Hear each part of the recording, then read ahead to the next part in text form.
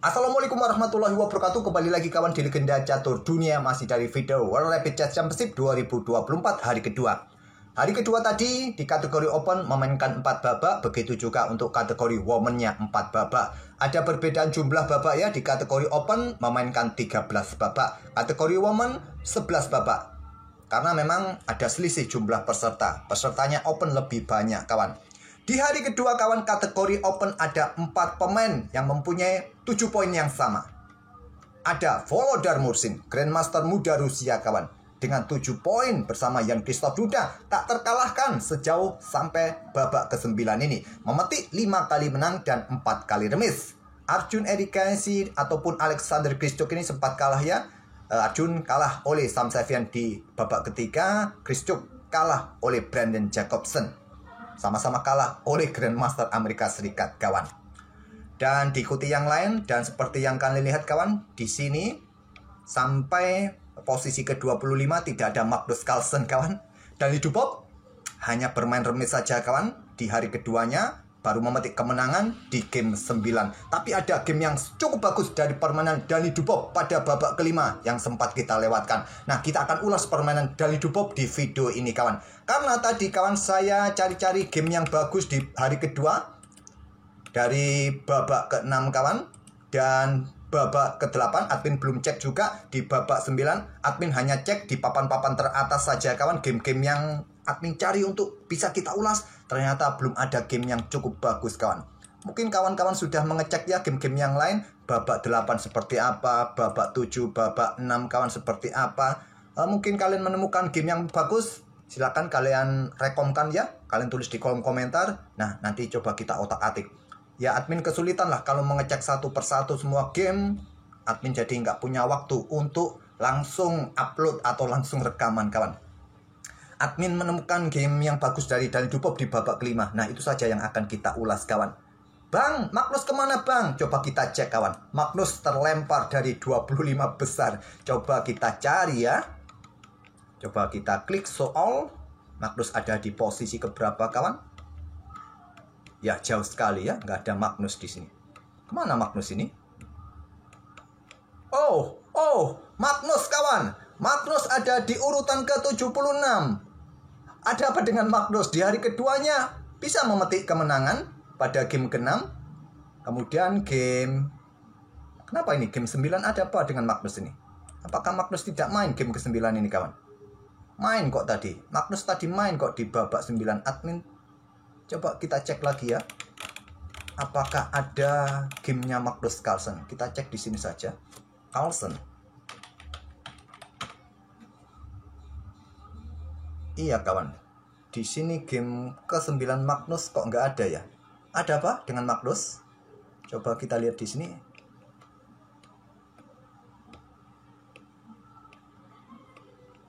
Kenapa Magnus nggak main ya babak 9?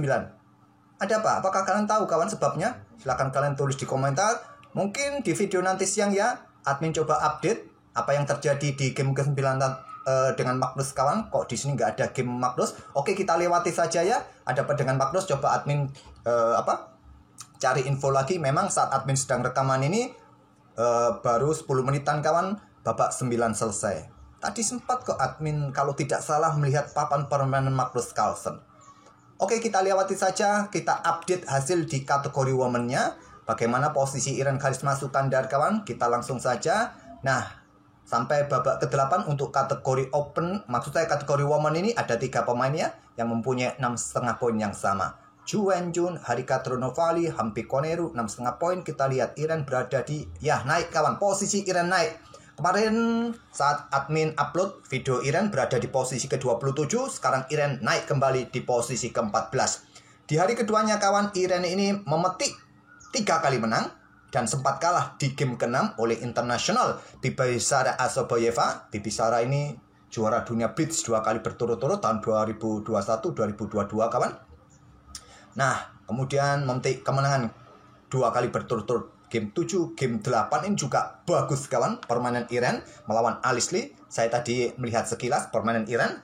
Oke kawan, untuk game yang akan kita otak-atik untuk video kali ini, ya seperti yang saya bilang tadi, saya ingin mengulas permainan Dani Dupop pada game kelima di hari pertama menghadapi Grandmaster asal Denmark, Jonas Bulbier. Langsung kita ke papan analisisnya. Nah untuk video nanti siang enaknya game Iren atau game yang lain kawan. Game Iren kan baru tadi malam ya admin upload, admin ulas. Enaknya siang atau malam hari kawan. Oke, game kelima, babak kelima, Dani Dupop versus Jonas Bulbier. Cukup menarik game ini kawan. Jangan sekalian lewatkan ya. Pion E4, Dupop bermain dengan Sicilia, pion C5, kuda F3, pion D6. Nah, tidak dengan pion D4 Sicilia terbuka, memilih permainan tertutup gajah C4. Ya, admin sarankan bagi kawan-kawan pemula bermain jalur utama saja ya. Sambil belajar, kalau sudah kuasai jalur utama, baru bermain di jalur-jalur sampingan seperti para Grandmaster ini. Oke, gajah C4 kawan. Nah, umumnya kuda F6 terlebih dahulu dikembangkan untuk pressure pion E4 ini. Mungkin ada pion D3 kawan. Dupop memilih dengan kuda C6 terlebih dahulu. Jonas rokade, baru kuda F6, tidak lagi dengan pion D3, tapi dengan benteng E1. Dan di sini Dupop melangkah pion E6. Blokade kawan, juga persiapan gajah berkembang, rokade. Atau kalian punya ide pengorbanan kuda kawan sementara? Ambil oleh putih, pion D5 kalian mainkan, bisa kalian coba. Memilih dengan pion E6 saja dan Dupop bermain. Ya untuk pertarungan mungkin petak D5 kawan, dan gajah juga berkembang, rokade di langkah berikutnya. Ada gajah B5. Pin kuda, blokade gajah D7. Kemudian pion C3 untuk sokongan petak D4. Di sini Dupop dengan pion A6. Gajah tarik mundur ke F1. Diikuti Dupop dengan pion E5. Langkah bagus, atau mungkin gajah E7 rokade. Pion E5 bagus buka akses bagi gajah terangnya kawan, dan juga perkuat petak D4 ini. Pion H3 kontrol petak G4 kawan, mendorong pion semacam ini ada plus minusnya. Nah ini memberikan kesempatan Dupop dengan ide serangan. Korbankan pion G5 untuk membuka lajur G bersama gajah bersama benteng kawan. Kuda caplok pion G5, langkah terbaik. Benteng G8, pion D4, buka akses gajah, menjaga kuda dan menantang pertukaran pion pusat. Pion H6 lanjut Dupop. Nah kuda ini mundur saja kawan ke petak F3. Pilihan terkuatnya. Memang pion kalian jatuh di petak H3, tapi dengan keberadaan gajah terang di F1 masih cukup kuat. Mungkin di sini putih bisa lanjutkan pengembangan kawan. Kuda B ke D2. Memilih langkah yang lain yang membuat Dani Dupop kebingungan juga kawan. Kuda caplok pion F7 dikorbankan. Dupop kebingungan, dia melangkah menteri ke petak E7. Kebingungan. Sepertinya kebingungan. Karena memang di posisi ini banyak sekali probabilitas setelah raja ambil kuda. Memang ini langkah terkuat buat hitam. Ide dari putih, mencoba menyerang dengan gajah C4, kalian bisa blokade. Pion pukul pion di sini, kuda A5. Nah, gajah mungkin ditarik mundur ke petak F1 kah? Di sini bisa melanjutkan dengan gajah ambil pion H3. Ataupun juga pion ini lemah jatuh di langkah berikutnya. Mungkin dilanjut dengan pion pukul pion. Malah memberikan kesempatan hitam juga bisa keluar kawan. Coba lihat. Tekanan 3 kali di sini yang membuat pertukaran menteri sekat. Ambil balik kawan. Nggak ada masalah buat hitam. Dengan kemungkinan apapun kawan, raja ambil kuda diikuti gajah C4 sekat. Mau melangkah apapun gak ada masalah buat hitam. Dupop melangkah menteri E7. Mungkin ada ide lain, tentu ingin caplok kuda menggunakan menteri ya. Atau juga nanti selepas itu langsung bisa rokade panjang. Tapi ada gajah C4, pertahankan kuda. Masih bisa dipertahankan kawan. Dupop dengan pion C pukul pion D4, pion ambil balik, kuda ambil balik kawan. Nah di sini kuda caplok pion D6. Skak. Discover attack pada benteng juga. Menteri ambil kuda D6, gajah ambil benteng G8, ambil balik oleh kuda. Menteri H5 skak. Tidak ada lagi yang bisa blokade. Raja harus bergerak naik ke peta E7 atau bergeser ke D8. Dupop sudah tidak bisa rokade. Melanjutkan pengembangan kuda C3 kawan. Nah di sini kuda F6 kembali ya. Untuk pertahankan petak D5, tempo ancam menteri. Menteri mundur ke H4, pin kuda. Raja langsung geser menghindari pin. Juga menghindari jangkauan kuda. Di sini gajah ambil pion H6, ambil balik kawan. Memang Dani Dubov mendapatkan 2 perwira, tapi dia kehilangan banyak pion kawan. Dubov kehilangan banyak pion. Dia minus 3 pion. Putih masih dalam posisi yang lebih baik. Ada benteng G8 tetap idenya ya. Untuk pin lajur G ini, tapi masih ada menteri yang bisa menjaga lajur H. Di sini angkat benteng ke E3. Memperkuat baris ketiganya. Benteng G6, menteri H4. Menteri H8 tadi yang terkuat buat menteri putih, tapi memilih ke petak H4. Tetap memberikan pressure bagi kuda, mungkin diikuti kuda D5 nanti kawan. Menteri B4 lanjut Dubov mencoba menyerang dan ada opsi terkuat buat putih benteng D1 melepaskan pion ini langkah terkuat kawan. Memilih dengan benteng G3 memberikan kesempatan Dubov melangkah kuda F5. Garbu benteng, garbu menteri kawan. Salah satu perwira jatuh. Dan Dubov bisa mengembalikan atau menyetarakan permainan sekarang. Apa yang kalian lakukan di posisi ini? Kuda D5. Jawaban dari Jonas Bulbier. Langkah bagus. Kalau kuda pukul kuda tidak ada lagi yang kontrol peta H7 kawan. Bisa skak. Dan dengan kekuatan benteng di lajur G bikin repot hitam nanti.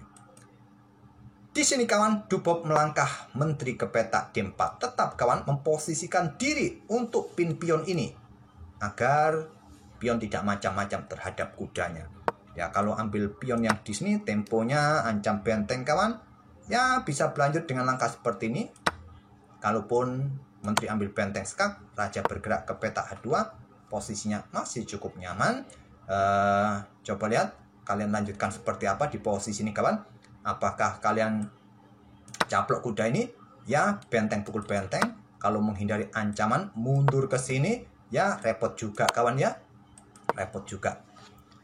Oke kawan, memilih menterinya ke petak D4 dan Dubov. Kemudian di sini Jonas Bulbier korbankan menteri, melakukan pertukaran menteri dengan kuda plus benteng kawan skak.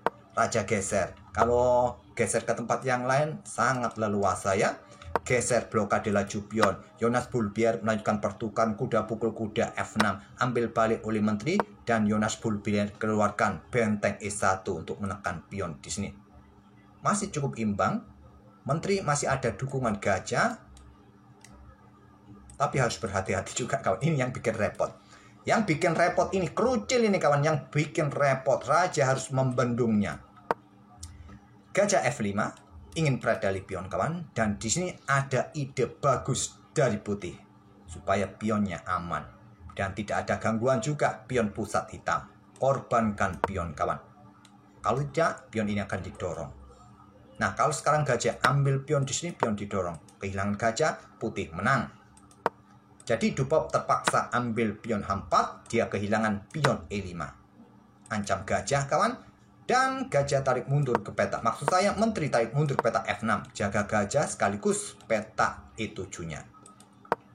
Benteng C5, siap menusuk baris ke-7 untuk dukungan bagi pionnya kawan. Masih belum bisa ya caplok pion ini. Kalah kalian kawan, kalah kalian. Ya kalian masih bisa mendapatkan pion di sini. Gajah jatuh, kalah kawan, tetap kalah. Kalaupun nanti benteng-benteng ini bisa ditukarkan dengan menteri, coba lihat. Ada 2 pion yang sangat leluasa bebas kawan. Tidak mungkin, dalam permainan endgame, pion versus pion putih dapat dipastikan menang. Menteri ambil pion B2, pilihan Dani Dubov, benteng C7 skak, raja mundur, dorong maju pion G7. Memang tidak bisa melakukan skak di sini, ada yang mengawasi kawan. Apakah benteng siap ke sini, coba lihat. Ini juga merepotkan. Menteri D2, lanjut Dani Dubov. Nah, benteng ambil pion B7, awas. Dubov terlebih dahulu menteri C1 skak, raja H2, menteri H6 skak, mundur ke G1 skak kawan. Memang posisinya cukup berbahaya bagi hitam, bagi Dani Dubov. Kalau mencoba menang kawan. Remis sudah sangat logis di posisi ini. Pion putih sangat berbahaya. Di sini menteri F4. jaga petak B8, pin benteng. Nah, benteng F7. Disinilah kawan ancamannya. Dupop menteri H4 skak. Raja G1, dupop sikat benteng G3. Pion putih bertumpuk kawan. Dupop masih unggul 1 perwira. Dan ada 1 pion. Cuma masalahnya di sini kawan. Petak terakhir bagi pion promosi ini adalah petak gelap. Yang sulit dan tidak bisa di cover oleh gajah terang. Yang hanya bisa mengcover di petak B1 dan petak A2. Dapat dipastikan game ini berakhir miss. Ya jelaslah pion di lajur G3 pion bertumpuk ini jatuh. Kita lanjut saja, saya percepat saja langkahnya. Nah, Dupop mulai dorong pion. Raja putih sudah berada di lajur A kawan. Sulit bagi Dal Dupop untuk mendapatkan progres.